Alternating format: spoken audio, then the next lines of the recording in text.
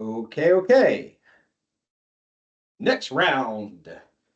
For this next round, we are going to be talking all things figure and life drawing. Maybe for some people, y'all might be really great at doing, Japanese anime style characters standing around and looking really cool, but dynamic poses for your characters might be something that you really struggle with or that you need some help with. If you need help with that, look at references. Be honest with yourself. So let's go with 20 by 20 for this first example. And I'm going to give you guys what I know to be true about characters. This might not be something anyone's ever really kind of broken down to you, but I think there's a bunch of thought nuggets along the way. So, what I'm about to present to you guys is the Greek proportional system for being able to work through any type of character in any type of pose. This is the breakdown, and if you've never heard anyone describe it to you this way, I think that this will be really, really helpful for you. So I'm going to turn my opacity down to like 61% on this sketch that I'm about to do. And try to bear with me. So in the beginning, we've got the head. And every learn how to draw book you've ever seen, starts with the head as a circle. There we go. We got our circle. Okay. And this circle is an absolutely amazing spot to start. This lets you know where the character's head's going to be within the scene. And there's some measurements that we can start to create. So from the beginning, we have a nose line. That is going to be our bisecting line going down the front of the character's face. Which way are they looking? Are they looking left, right, sideways, straight on? What's going on? And we're just sort of determining that. So let's go in and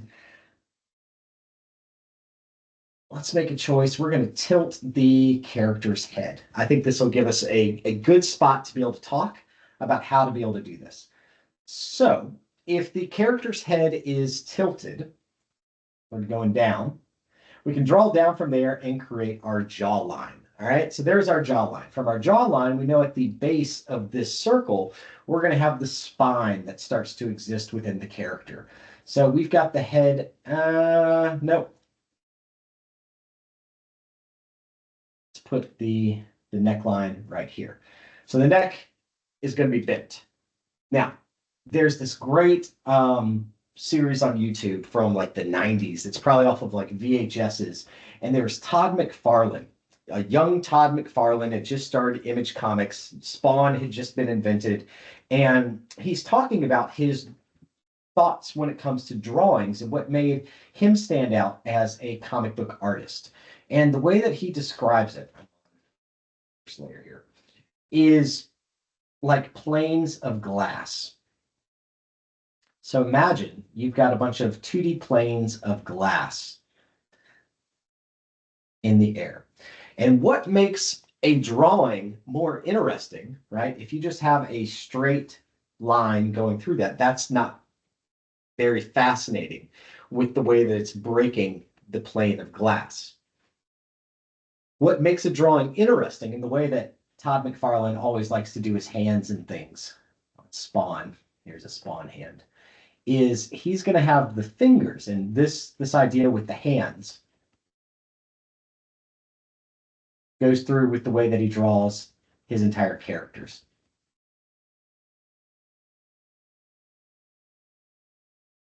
All right, so there's our Todd McFarlane kind of Spawn hand. And instead of just doing a very boring basic hand, Todd McFarlane is always trying to break through as many planes of this glass as he can with every part of his character. And this concept is going to make your drawings so much stronger. It's going to help get you into that professional realm. Let's look at these proportions I'm about to describe to you. And while I'm doing that, keep in the back of your mind this idea of breaking planes of glass. So we've got the head, instead of just being straight up, going through one plane, now we're bending it, we're turning it, we're tilting it, making it more dynamic instead of just straight on. It becomes more fascinating for the audience to look at. Now, with the human body, you have counters. So if one thing is up, the other thing is down. Throughout the symmetry of our bodies, this takes place within our shoulders. When you're walking, one leg is forward, one leg is back. Happens with our hips and lots of other areas for us to be able to balance ourselves. And now let's look at a way that we can start to shift the planes on the character. So I know next, at the base of the character's neck, something is going to happen. We're going to start getting the clavicles going out of there. Now, from the clavicles, I can draw this little diamond shape, and we can start to figure out where the shoulders are going to be. Now, it's easy enough, get out of here, with the shoulders to decide that, let's put one shoulder up, and if that shoulder is up, then the other shoulder is going to be down. You see how I'm creating that counterweight. So if one is up, to make a dynamic drawing in my head, figuring this thing out, I'm going to put the other shoulder down, breaking different planes of glass. Now, when we go through here, we've got the torso on the character. And just by creating that one diagonal line, all of a sudden things become a lot more interesting here for our torso. So we've got the torso, which is going to be pushing forward. I always like to do the rib cage because it's a nice boxy shape, and that little rounded line here helps me figure out where you're looking for whenever you're doing CPR. So if you've ever done a CPR class, that line, that little nape right there helps me figure out a lot of things. Now, if these shoulders are going down like this, we've got the counterweights. This means that I know instinctively that my hips are going to be the opposite direction. So now all of a sudden, the hips on the character are going to be opened up. Now, from there, I've got my little undies that I'm going to draw on the character. So he's got his underwear, and we're starting to get something really good here. We've just worked through the neck, the torso, by drawing sort of a simple box. The stomach is loose, right? It's full of the intestines and all the soft tissue. We don't have any bones there. So we're going to leave that, open for right now. We're just trying to figure out our underlying shapes. And now we've got a whole bunch of fun options that we can decide for this character. So the leg is down. What is the line of weight that's going on this character? If he's got this arm up and this one down, maybe he's stepping forward with both his feet and reaching out towards the screen. That'll help us. So let's put the weight on his front foot, somewhere around here. So what I'm going to do next is I'm going to start with my leg, and I'm just going to come down and I'm going to draw a little circle. I love it when people say, oh, the only thing that I can draw is stick people. Well, that's totally okay. If you can draw a stick person, then you can, by understanding these measurements, you can start to work all the way through a character drawing. And again, this is still very much the sketch phase. We're not into the final line. We'll get into that next.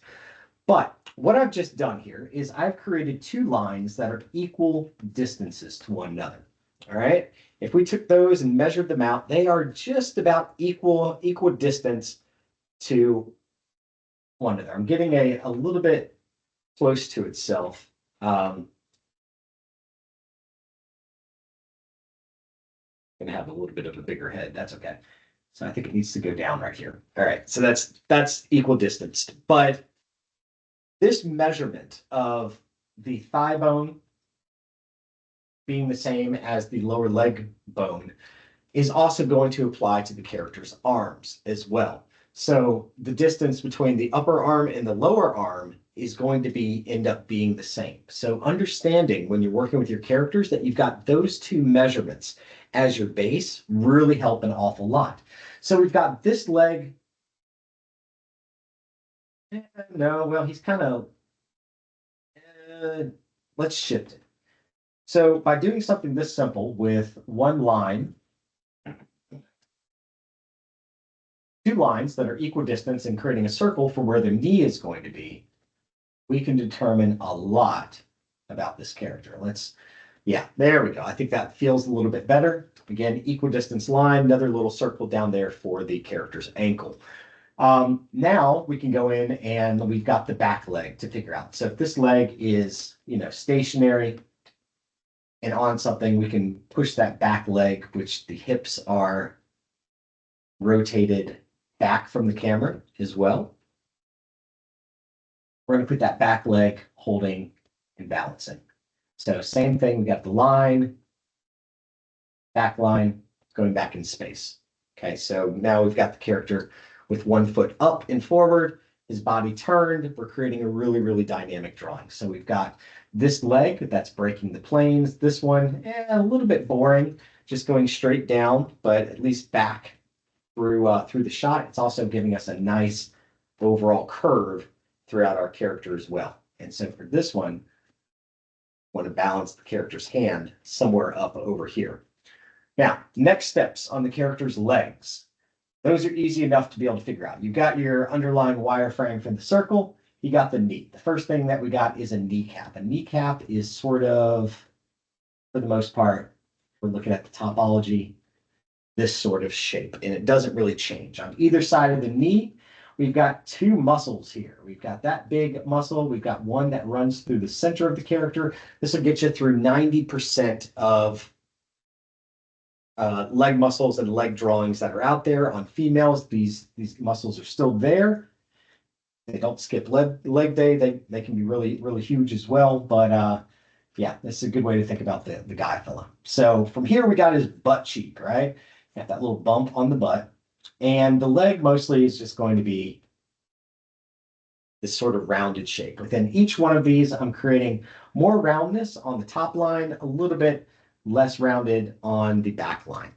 But this rounded shape here of a little bit of a line, notice how my line is going in just a little bit down at the bottom and then tapering off. Next thing I want to start with is the calf muscle and then the front of the leg.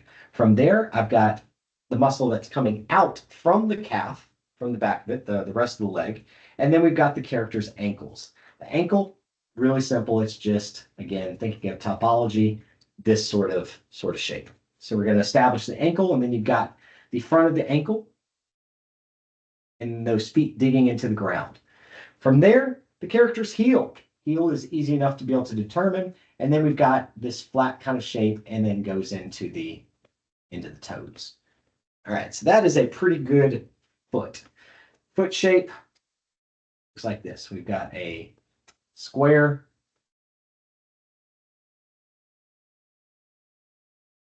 and drawing between those different shapes, you can really figure out any type of character's foot. So there's the base, a little bit of an arc at the in the middle, right? They're not running flat-footed. I hate running in those flat-footed tennis shoes. I wish those were not the style right now. They hurt my calf muscles so bad. Anywho, so that'll get you through the foot. Think about, again, this shape right here, that little flat edge on the side of the toe, and that'll help you get through most feet. Now we got our kneecap here, figure out where that kneecap is going to be pointing.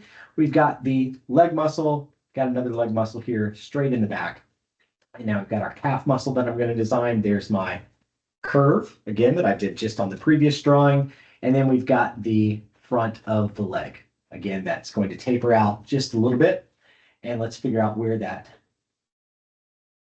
knee is going to be.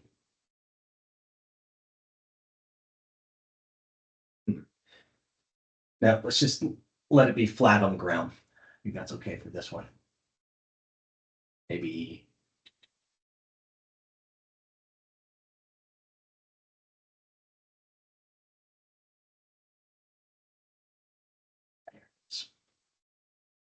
here's the center line.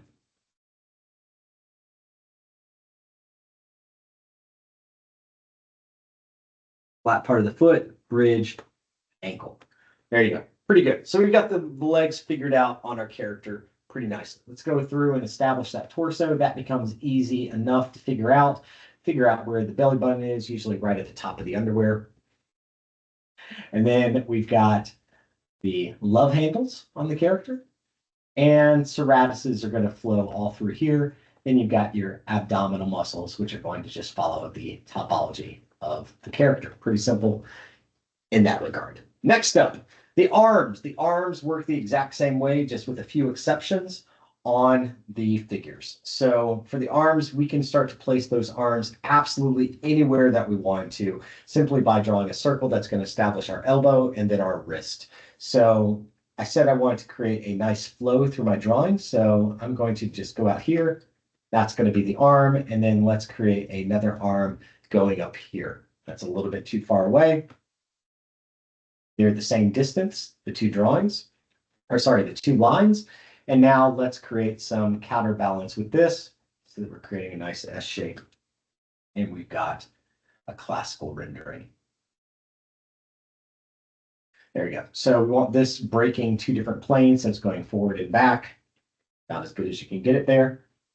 And so this will give us room to be able to think about how this character's muscles work on the arm. Drop this down a little bit just so that we can see what I'm about to draw next. Getting a little messy with our lines. So whenever I'm doing the character's arms, the first spot that I like to think of is the clavicle. Where does that exist at? And then working my way into the shoulder. So the shoulder muscle is this sort of upside down spade leaf shape. That's got a couple different lines that are running through it. I have smaller ones in here. This is the topology of a lot of shoulders. So we have to attach that shoulder onto the character in some kind of way. On this side of the shoulder, we've got the bicep that's going to start to exist. So we got our bicep. Bicep is a nice long muscle. And thinking about that heart shape and how it wraps around after the character. And that's going to be my bicep shape. And then we've got the breast muscle that's going to go up and over.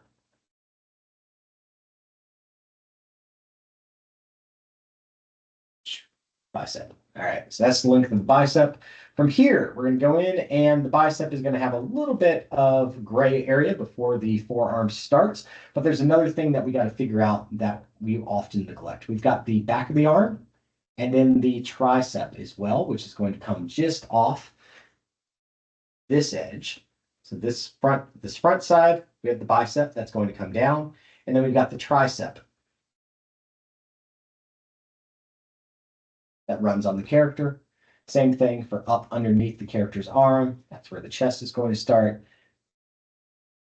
The lats coming over from the side, underarm, and now we got the forearm on the character. So the forearm is very similar to the lower leg. We can draw it almost in an exact similar fashion. So we've got the rounded part, followed up by some long lines that taper down into the wrist. Same thing, a little bit of a gray area here for the forearm starts, almost a chicken wing shape. And we've got this rounded section on either side that turns into a little bit of a straight section down as we get into the wrist. Now, from the character's forearms, all right, doing another one just to be able to show you what the musculature looks like here that I always like to keep in mind. You've got the archer's elbow, right? That's that little nubby muscle right here. That's always a good indicator to have. And then if you hold your palm up to the sky and make a fist, you can kind of see another muscle that starts to come around, right? So that's this muscle right here. So from that archer's elbow, that muscle comes across on the character. And there's going to be some really good examples within comic book renderings of that stuff. Whenever we're doing a character's hand,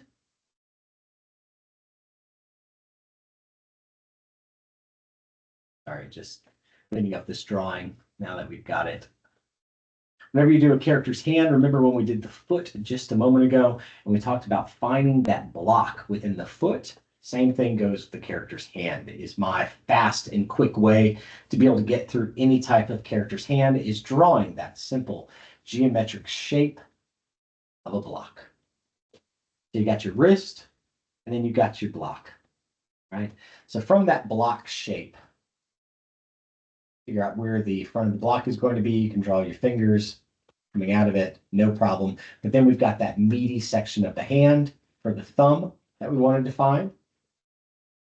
Again, meaty section for the thumb, fingers, index and middle finger are going to lead the action, and the two secondary fingers going up to the pinky are going to be trailing behind most all of the time.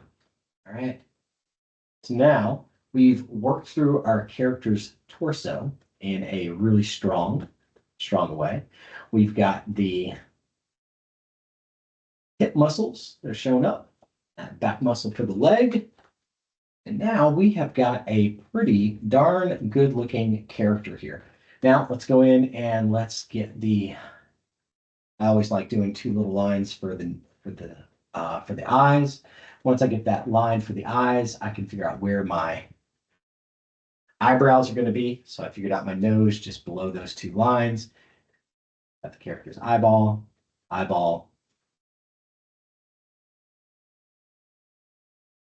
like the sharp edge, hairline.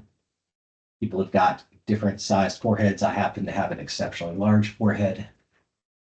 The ears, I always tend to draw what you know. So I'm always giving characters big foreheads. Lips, chin, edge of the face comes around.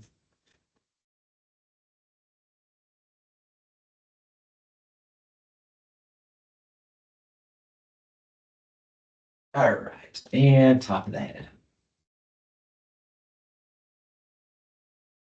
There you go, pretty good. Head might be a little bit large on this character, but that's because we scaled down the body.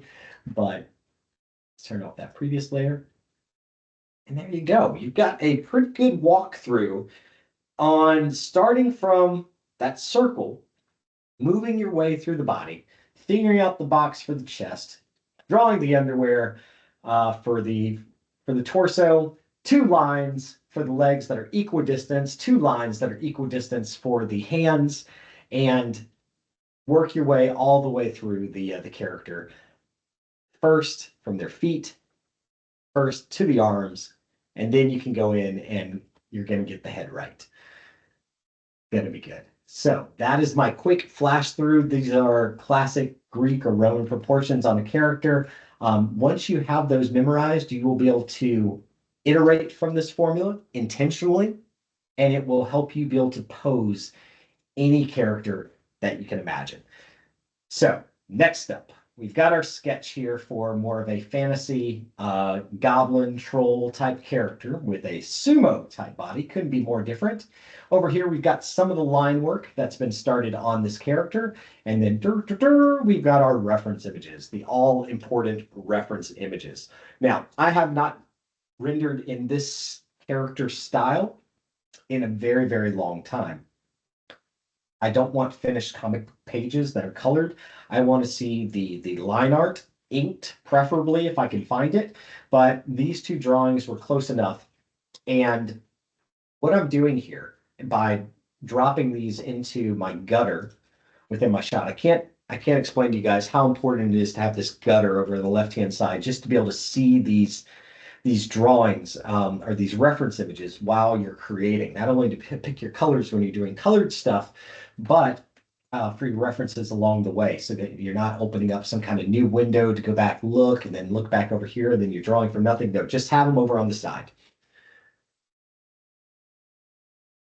This picture of the Hulk is giving me mental permission to leave some things shaded. I love within this drawing, right, that this is an illustration of, I don't know who that character is. It almost looks like Conan versus the Hulk. But look how much of the Hulk they've left in darkness and left in blackness, right? So his entire shoulder, all this stuff underneath his head over on the side. Same thing goes with Conan over here with this entire underarm being completely shaded, and then the way that they're dissipating this stuff, right? That entire underside of the arm how they're rendering out the muscles with these sketches and these marks that they're making are really, really beautiful. And I think there's room to be able to apply those same types of mark making to this drawing over here. Same thing with this character. I picked this one specifically because it's showing me how to be able to leave some things in black. It's got a hard overhead light on the character and where the lighting is hitting. So you can see how much of the stuff underneath the character's neck is remaining black, how they're handling the abs, where there's a lot of this that's just completely going to be in shadow and dark, but it's a beautiful figure drawing that we instantly realize, right? This entire underside of the knee, totally black, right? All this stuff going on within the character's lower leg.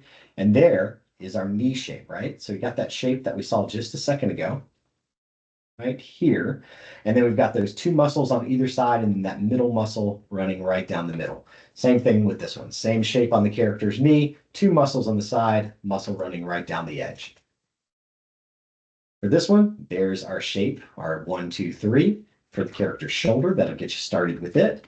Let's look at a completely different artist and see if we can see any similarities, right? So here's the Hulk's knee. He's got a much larger knee, but there's the muscle shape. So we've got one big lump on the side, another one, and then one going through the middle. For the character's arms, we got the bicep. There's our 1, 2, 3 for the character's shoulders, elbow, hand. And it's all working really, really nicely. I also really like the balance of thick and thin lines that are going on here. And I'm trying to incorporate that into this first sketch. So let's get in and let's start doing some. You can see I wasn't quite sure entirely about some of those shading marks that I was making. So I made a new layer. It's the beauty of working digitally. You know, if you're not quite entirely sure about something, create a new layer, non-destructive editing. So I'm on a brand new layer here. Bring my opacity up to 100%. I've got my sketch down here below. That sketch was created with all the same thought that I just showed you guys doing that one rough figure drawing.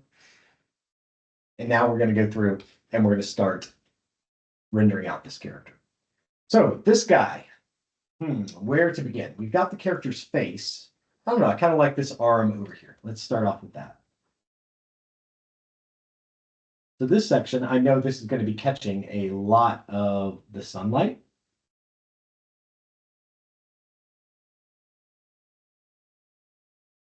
And so what I'm doing, I've got my smoothing turned on to 25%. Now this part mostly is going to be shaded up underneath here. This would also be after this, doing something not entirely right here. So I should have my my armor and clothing figured out on these characters. That's how they end up, you know, in loincloths and half naked because I didn't do my research and didn't get my reference images. But for now, we can give them some leather bands just like the other character has.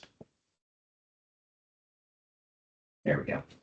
All right, so we got even though this is a sumo type body structure on this character, we can still think about where those muscles are at. So we've got the archer's elbow, and we know that muscle is going to come up and come across.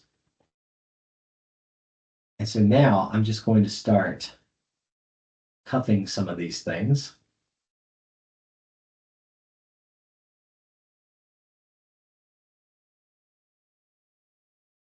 And thinking about the form and shape that I'm rendering.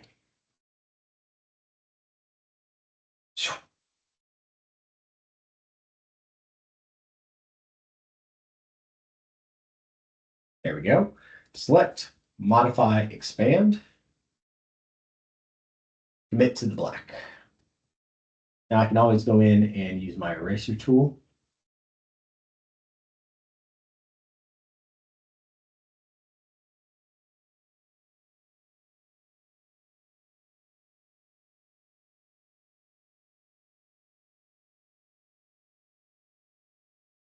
That does not have any smoothing on it. To be able to help describe some of those shapes just a little bit better if I feel like they're all getting lost. There you go. It's working pretty good. Hitting B on the keyboard to get back to my brush. Got this character's big old belly. You can use the pen tool if you're having trouble getting some of these longer curves exactly how you want them to be. It might not always give you the tapered edge that you're looking for,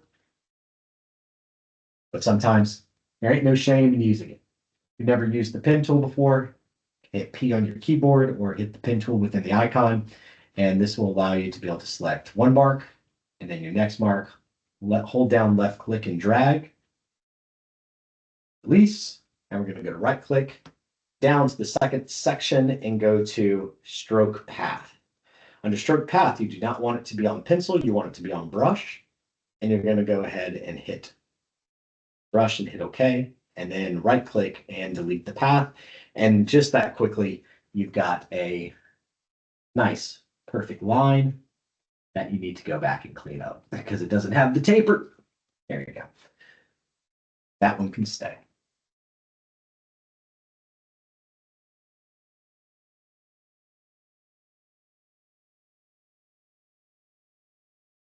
Should have done my research on the armor.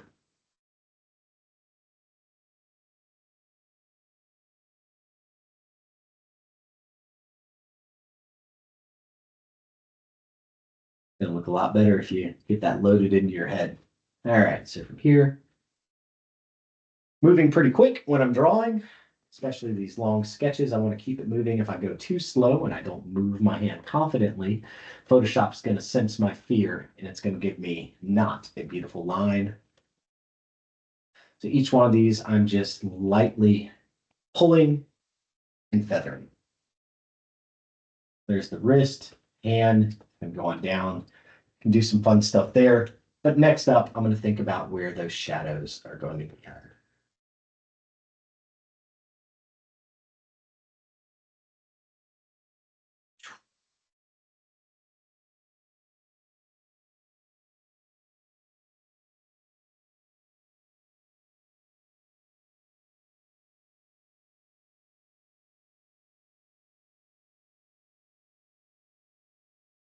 Select, modify, expand, fill it, fill it, fill it, double click. There we go. So I'm just making some big choices here. Right now, I think I've got something selected.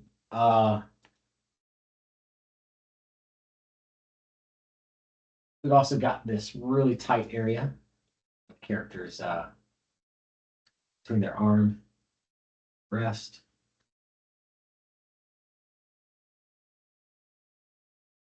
Got under the chin.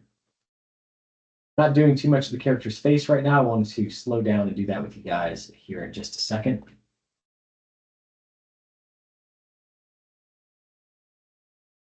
I'm figuring out my big areas of shadow.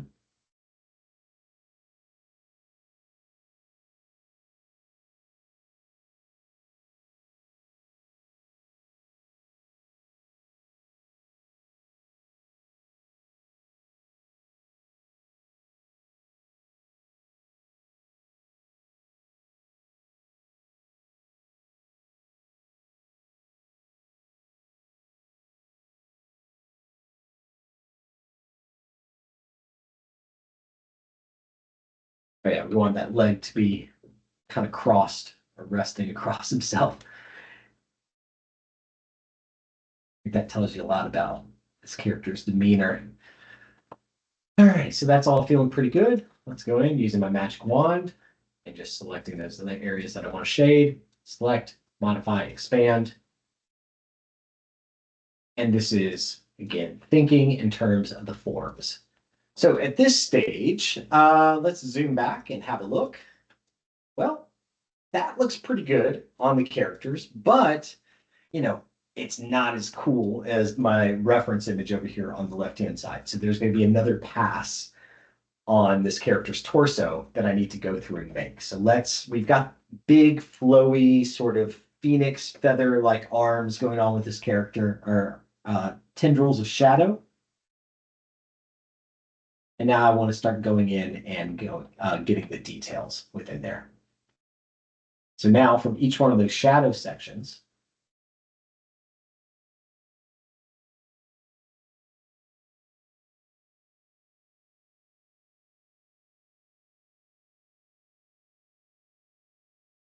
get a little bit more expressive with our lines.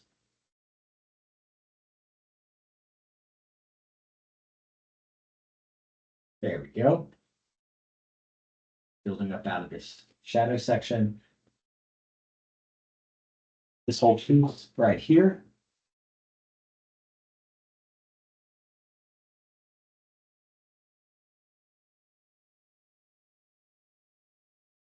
Same thing goes for this.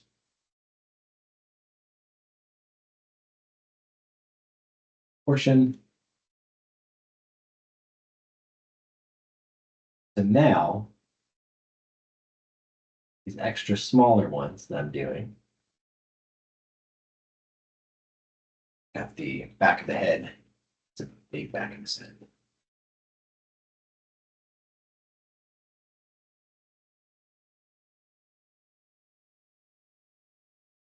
Are going to start to work. And now, sometimes, see if we can see any examples of that.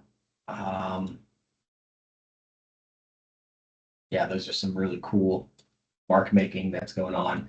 Look at all that noise that's going on within the character's arm, showing the muscle flexing and the energy, as well as cutting through and doing the veins on there. Let's zoom back. Work a little bit further back on the character's bicep. Biceps can always be a little bit tricky for me because they're like this rounded shape, but it does have sort of a flat plane on the top of it. But this guy I want it to be really kind of balled up like a softball.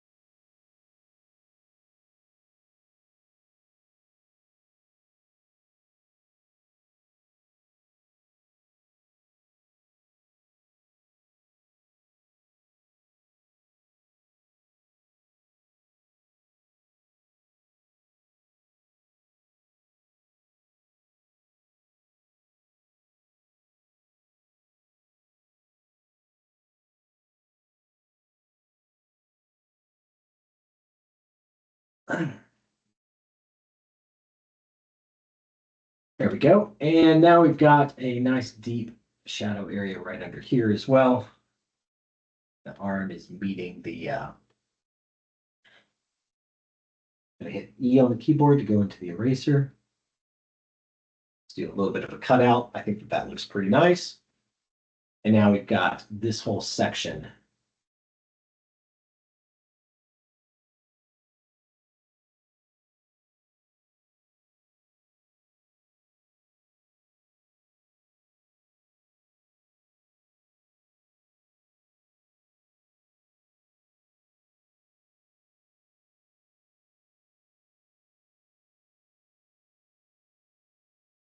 Oops.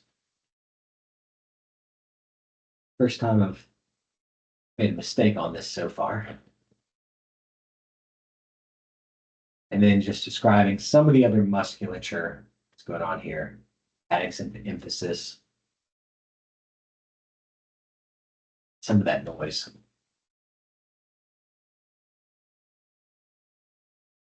Get the hand shaded.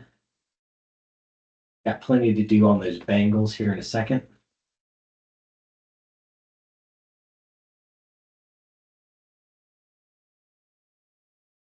Skin nice and taut. That'll work for me.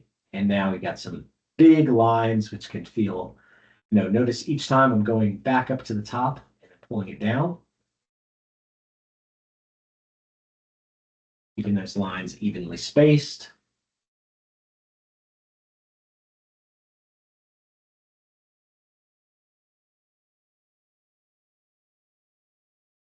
It's feeling pretty good. Let's go in on the other arm now.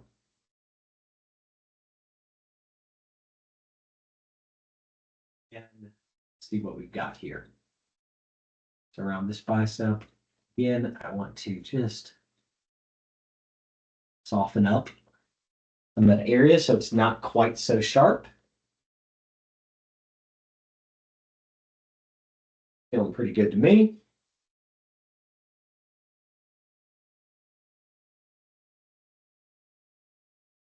There are other folks out there that use this style quite a bit more often and have become experts in it. So I am showing you guys this with my somewhat limited. There was a time in my life when I really loved this style of rendering. And once you get it in there, it becomes another tool in your kit. There's my thumb.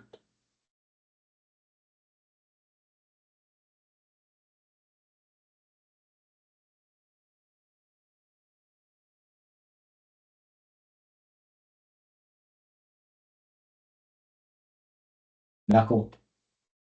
I'll make sure that I just go ahead and commit to shading the knuckles. And then we've got the back of the hand, which we can likely shade a lot more. And there's probably some more stuff, interesting things that we can do with this.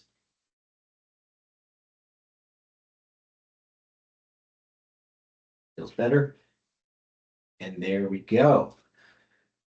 So the shading is matching on each one of these characters. They're looking pretty good. We've still got white that we can add into these. They're on a flat gray background right now. If I was to go in and add the white in on them, probably be a good idea.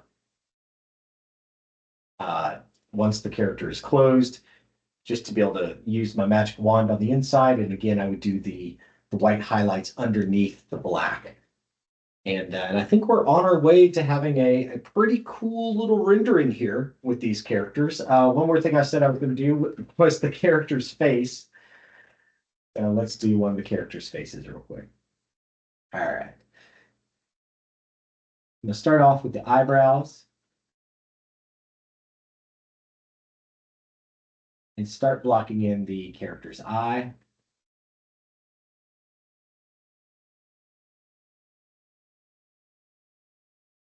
Other eyebrow. Figure out where that's going to be.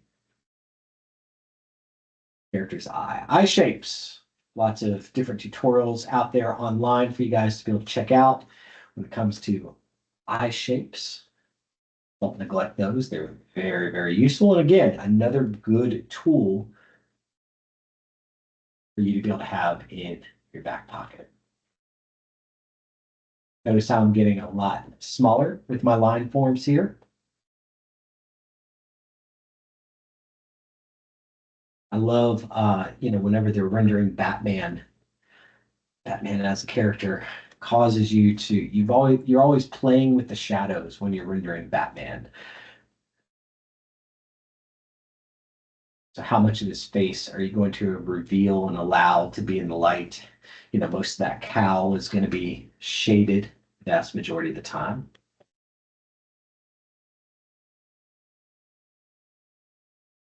Give him some boils.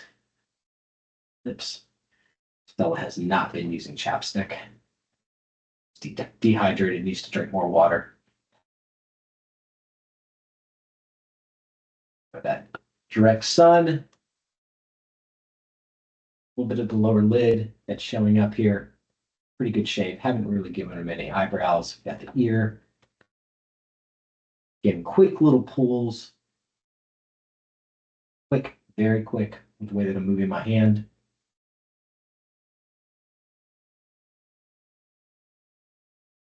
Oh yeah, we got hair too on this guy. That'll get me most of the way there, and it's a good base for me to be able to start working my way in. So what else it is I want to shade here?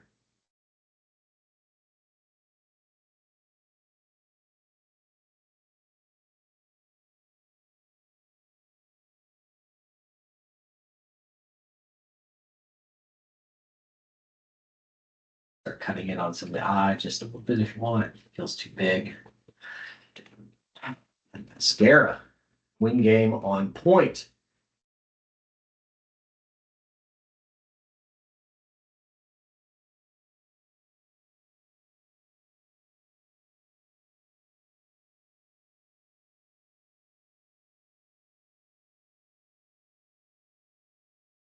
There we go. Get in the hair. This awesome ponytail. Again, just sketching this out really, really fast. And my hands staying loose, working organically. There you go. So most importantly is having a good form and a good shape. There's likely some more shadow and lighting I need to do on this character's face, but we've got the starter pack for it. Let's make him give him some tusk as well. I think is definitely missing something right here.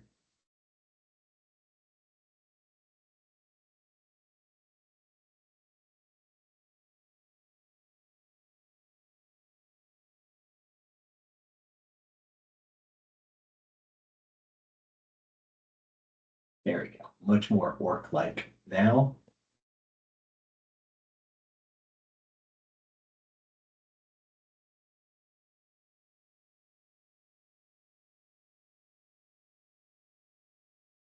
And I'm just going to start pushing and pulling. I might create a new layer to figure out how to be able to handle all of this stuff over here. But this is exactly why I like to have my comic book ink references over on the left-hand side, because I think that most of you guys would just stop here with these characters, like, and not really shade the face all the way. But that's so important, right? All that big black that's happening on the edge of the character's face, how they're using the edge lighting to be able to still define the structure on him. It's working pretty good. And it's those little things by really going back and looking at those references again and again and figuring out, what details can we leave out? Look at all the shading under the nose, the big deep shading going on within the character's chin. We're going to start to get some pretty cool results here. So there it is, our orc, pigman, sumo wrestler character, working our way through his body pretty successfully, going in, starting big, outer lines, blocking in the major shadows, just committing to those, and then working from those major shadows into and out of them to help describe the form on the character even better. Hope that was helpful for you guys. And yeah, stick around. Got more for you later on. Thanks for watching.